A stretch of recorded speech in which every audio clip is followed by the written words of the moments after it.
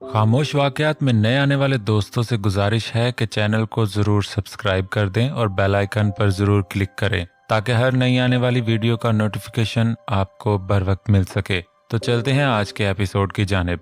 अभी वो बिस्तरे में ही थी कि सुबह के 9 बजे फरजाद की कॉल ने उसे जगाया। मुंदी आंखों से साइड टेबल पर रखा मोबाइल उठाया। हेलो, तकिए पर लेटे लेटे ही उसने कॉल अटेंड की। आंखें फिर से बंद कर चुकी थी। हेलो, क्या कर रही हो?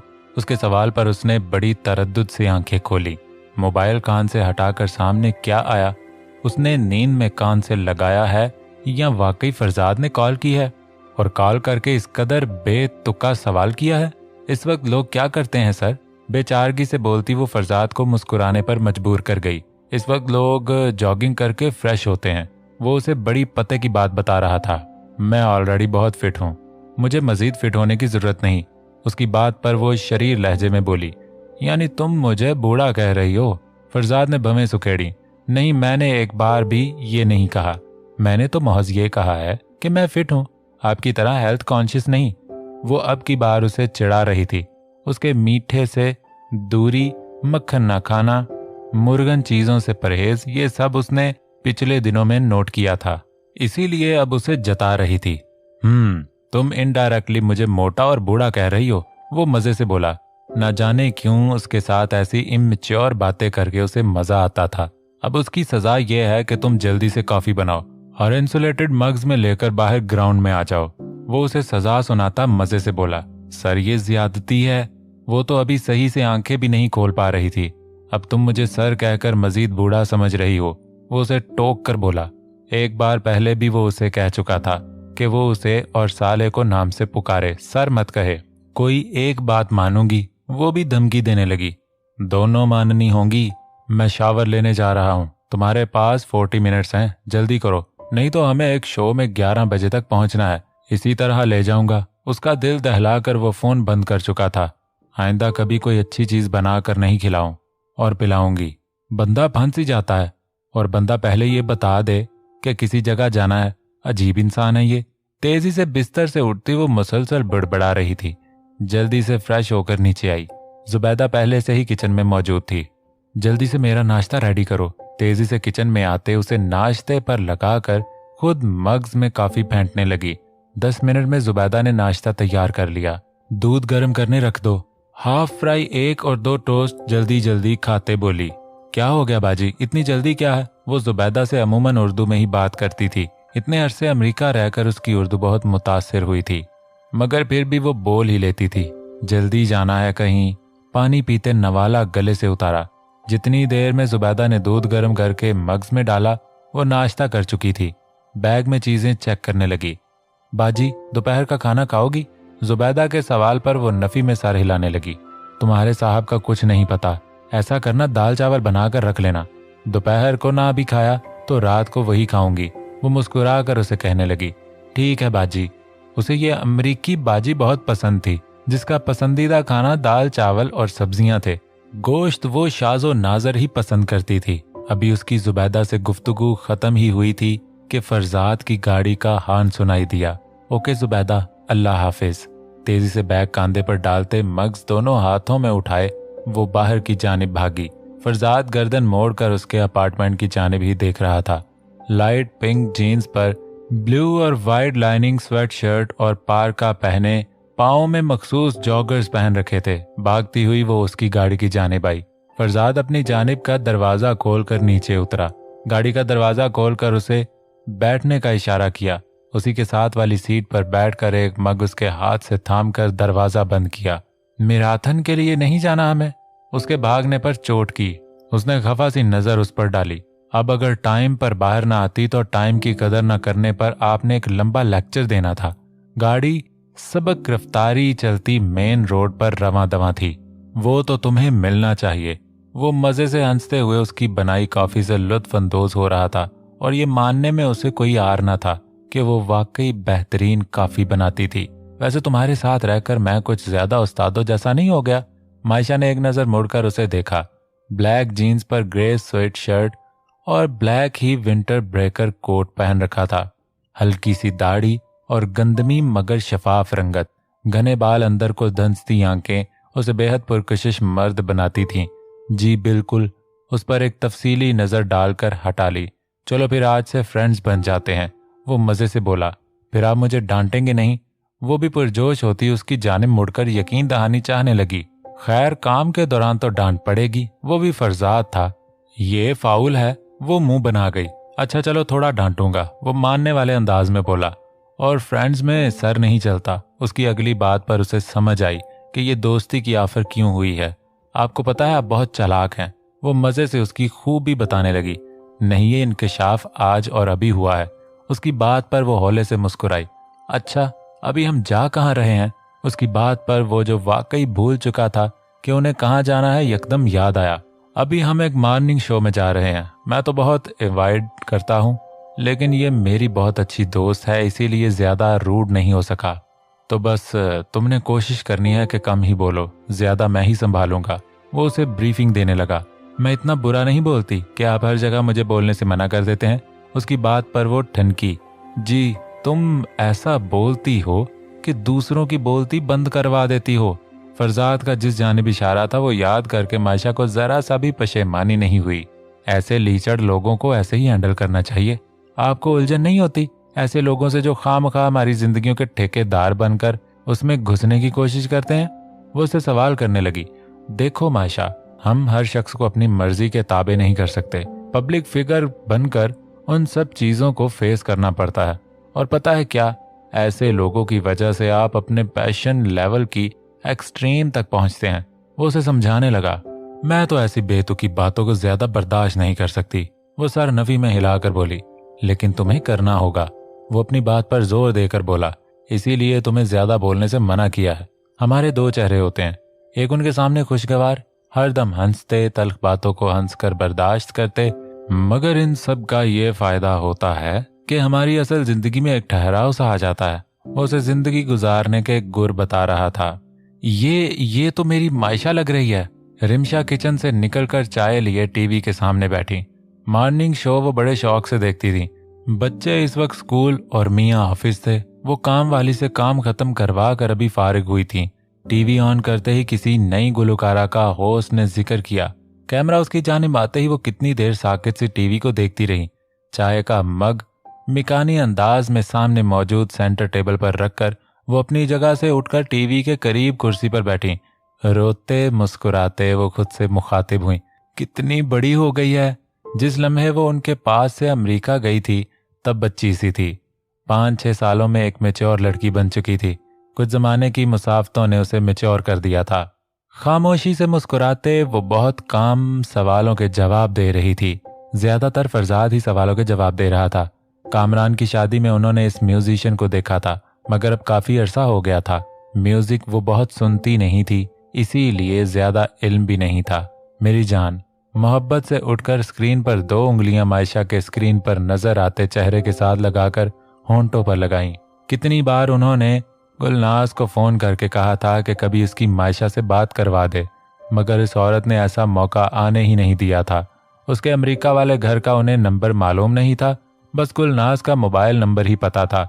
1-2 बार के बाद उसने वो भी उठाना बंद कर दिया था। सबतीन ने बहुत बार कहा कि वो वहां किसी से पता करवा देते हैं, मगर उसने खुद ही मना कर दिया।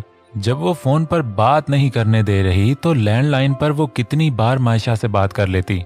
बस दिन में कई बार उसकी खैरियत और हिफाजत की दुआ मांगती थी। कितनी प्यारी थी वो, उन्हें वो बता नहीं सकती थी। उनके अपने 2 बच्चे थे, मगर मायशा से उन्हें और ही तरह की मोहब्बत थी।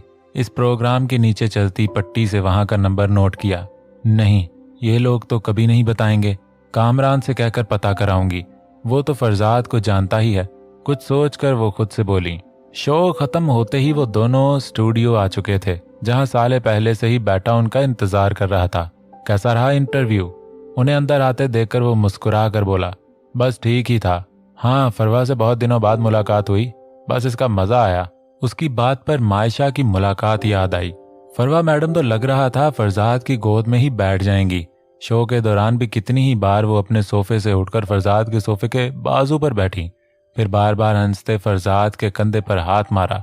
मायशा ने बड़े गौर से उसकी बेतकल्लुफी नोट की। काफी फ्रैंक दोस्त हैं आपकी, न जाने क्या हुआ, एकदम वो राय दे गई। उसकी बात पर वो दोनों लम्हा भर को खामोश हुए। दोस्त फ्रैंक ही होते हैं। वो जो बेइख्तियारी में बोल गई थी अब पछताई। क्या जरूरत थी राय देने की? वो क्या सोचता होगा? आज ही दोस्ती की और आज ही वो भी फ्रैंक हो गई। साले ने मायशा की खफत भरी शक्ल देखकर मुस्कुराहट जब्त की। नहीं, मेरा मतलब है, वो एकदम बौखलाई। आज की रिहर्सल शुरू करो। फरजाद का संजीदा अंदाज देखकर उसे महसूस हुआ जैसे वो माइंड कर गया है।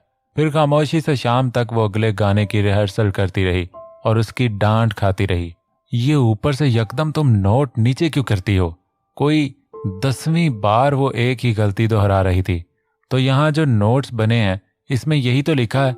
वो नोट्स उसके सामने रखती बोली, ये तुमने बनाए हैं? साले जो सफीना से बात खत्म करके उनकी जानिब मुतवज्जे हुआ, फरजाद ने गसीली नजर उस पर डाली।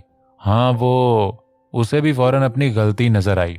देखा, बस मुझे डांटते जाते हैं। उसकी शिकवा गुना नजरें फरजाद पर उठी। तो तुम पहले नहीं बता सकती थी? वो उसे घूर कर बोला। लो, अब ये भी इल्जाम मेरे सर। मुझे क्या पता कि आपके सामने वाले नोट्स और मेरे नोट्स मुख्तलिफ हैं। वो हैरत से बोली, जो कीबोर्ड की कीज के साथ छेड़खानी कर रहा था। सारा कसूर इनका है, हम लड़वा कर हंस रहे हैं। वो वाकई उनकी नोक झोंक पर नोटिस ठीक करते मुंह नीचे किए हंस रहा था। दो शेरों के बीच मेरी क्या मजाल के मैं हंसूं? वो यकदम मुस्कुराहट छुपाकर सर उठाता डरने की एक्टिंग करने लगा। इतने तुम मासूम। फरजाद ने सर हिलाया। चलो अब बंद करो, बाकी की रिहर्सल कल करेंगे। मुझे जरूरी घर जाना है। मायशा ने उसके जरूरी काम को ढेरों दुआएं देते जल्दी काम खत्म होने पर ढेर सारा शुक्र अदा किया। हाँ, मैंने भी सफीना और बच्चों को लेकर उसकी अम्मी के घर जाना है। उसकी बहन की बात पक्की हो रही है। साले ने भी चीजें समेटी। वही बहन? फरजाद के लहजे में यकलख्त शरारत सिमट आई। जी, वही बहन जिसे आप हरी झंडी दिखा चुके हैं। साले की बात पर उसका बेसाख्ता कह कहा निकला। हाँ तो यार, इतनी छोटी है, अपनी उम्र देखे और इश्क और मोहब्बत देखे। फरजाद की बात पर मायशा का बैग थामता हाथ लम्हा भर को रुका। उसे लगा ये बात उसने खुसूसी मायशा को सुनाई है। यकदम उसके चेहरे पर संजीदगी फैली। गाड़ी में वो काफी देर से खामोश बैठी थी। फरजाद को उसकी खामोशी चुभी। क्या हुआ, थक गई हो? आखिर उसे ही ये खामोशी तोड़नी पड़ी। पता नहीं, वो खुद ज्यादा देर खामोश नहीं बैठ सकता था या उसे खामोश नहीं देख सकता था। हालांकि वो खुद कोई बहुत बातूनी नहीं था, मगर मायशा के साथ वो यकसर मुख्तलिफ था।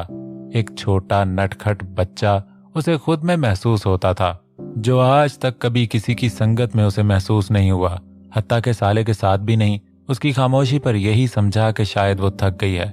नहीं, आई एम सॉरी। वो जो खिड़की से बाहर देख रही थी उसकी आवाज पर चौंकी।